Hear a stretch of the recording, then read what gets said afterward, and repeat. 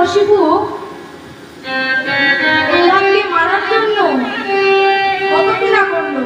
তার মাতা মায়াধু তাকে বলেছিল, এই যে তোমাকে একটি কাজ করতে হবে। বলো স্বামী।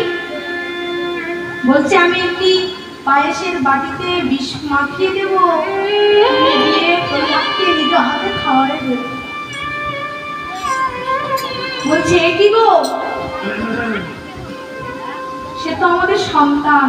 বলছে, হোক, তুমি খাওয়াবে কিনা বলো।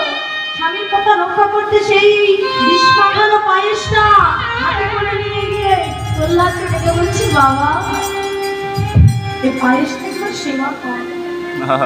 আর যখন সেবা করবি